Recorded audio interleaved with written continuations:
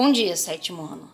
Hoje daremos continuidade aos nossos estudos sobre a expansão da América Portuguesa, que se deu principalmente no século XVII. A aula passada nós vimos que o território brasileiro nem sempre teve as dimensões territoriais que tem hoje, né? Os limites do território brasileiro foram sendo definidos ao longo do tempo, né? E até o século XVII, a colonização ela se restringia principalmente ao litoral, né, devido o cultivo de cana-de-açúcar, devido aos engenhos, né, e se restringia ao litoral. Foi a partir do século XVII que a colonização começou a se expandir para o interior, né, para o que era chamado de sertão. Né. Toda a região do interior que não era colonizado era chamado de sertão. Também vimos que a ocupação desse sertão, desse interior, se deu principalmente por 4 motivos. Né? A criação de gado no Nordeste, que nós estudamos na aula passada, e hoje nós veremos mais 3 motivos, que foram as entradas e as bandeiras paulistas, as missões jesuíticas e a coleta de drogas do sertão na Amazônia. Né? Veremos o que foram essas entradas e bandeiras. Né? As entradas foram expedições exploratórias sancionadas pela coroa, ou seja, eram expedições enviadas pela coroa, pelo governo, para conhecer e explorar o interior do Brasil.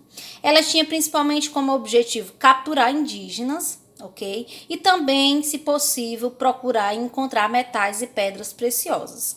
As bandeiras, né, as bandeiras paulistas também tinham o mesmo objetivo, capturar indígenas e encontrar metais e pedras preciosas.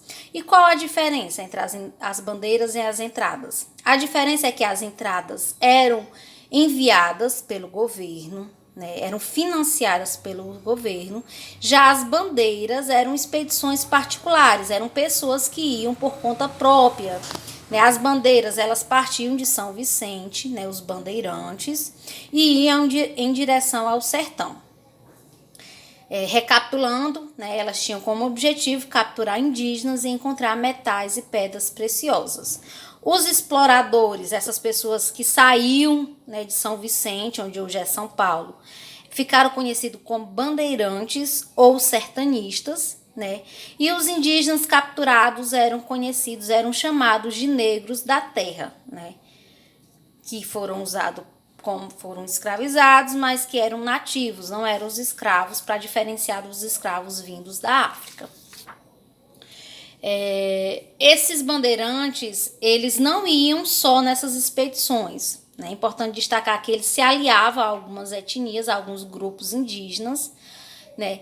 E usavam esses aliados como mediadores, porque eles nem conheciam o interior do Brasil, não sabiam como era, não falava a língua dos outros indígenas, nem conhecia a flora. Então, esses indígenas aliados, né, frequentemente os aliados eram chamados de tupis, e os grupos inimigos chamados de tapuias, né, eles se aliavam a esses indígenas que serviam de mediadores, que conseguiam se comunicar com outros grupos, que sabiam sobre quais plantas eram comestíveis, quais eram medicinais, né? E também eles se aliavam aos mamelucos. Essas explorações, essas expedições, né, chamadas de bandeiras, elas eram compostas em grande parte por mamelucos indígenas aliados.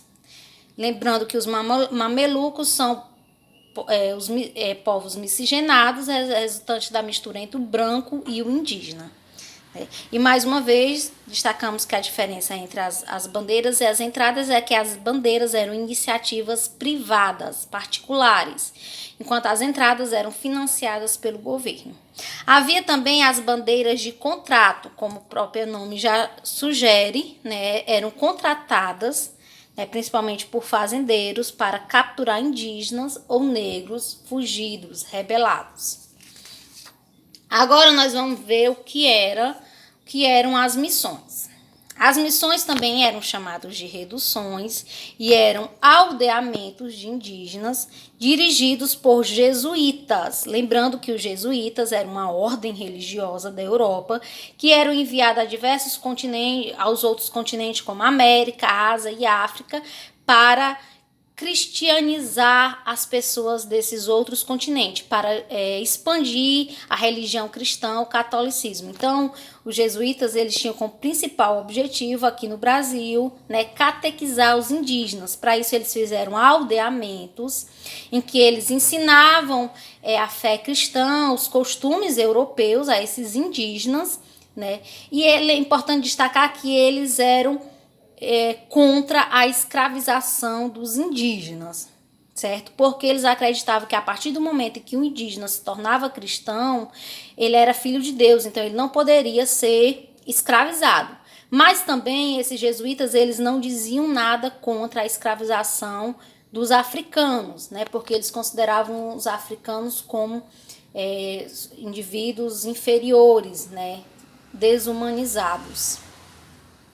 E embora eles fossem contra a escravidão dos indígenas, dentro das missões, esses indígenas eles tinham que realizar, eles tinham uma rigorosa rotina de orações e trabalho, eram eles que trabalhavam para manter as aldeias, né, para se alimentarem.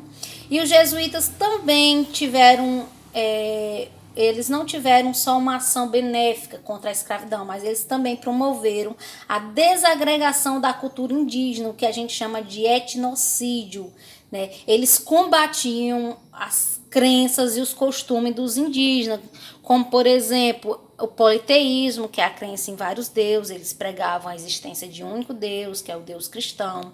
Eles eram contra a poligamia, né, que é a união de um sujeito, de um indivíduo com várias pessoas, né? Eles pregavam a monogamia, que uma pessoa deveria ter apenas um parceiro.